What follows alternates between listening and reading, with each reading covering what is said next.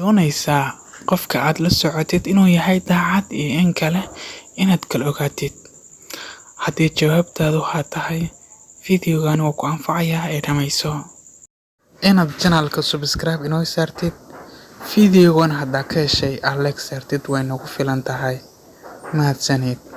Aan gudagalno muuqaalkeena. Waxaan ku weydiin doonaa 5 su'aalood. Haddii jawaabahaagu haa noqdaan, waa qof wanaagsan ee ha ka tagin ayaan ku dhihi lahaa. Su'aasha koowaad: ma yahay qofkaasi qof mar walba ku soo xiriiriyo? Haddii jawaabtu haa tahay, meel ku qoro ama fartaada laab.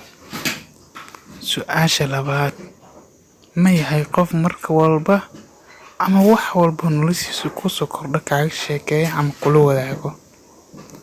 Haddii jawaabtu haa tahay, farahaaga mid ka mid ah laab ama meel ku qoro. 3: ma yahay qofkaasi qof mar walba ku soo xiriiriya adiga? Su'aasha 4: ma yahay qofkaasi qof daacad ah sida adiga oo kale?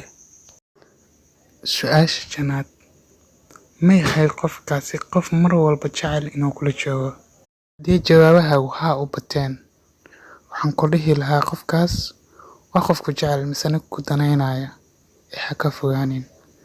Laakiin haddii maya u bateen, walahi waan ka xumahay, laakiin go'aanka adiga iska leh.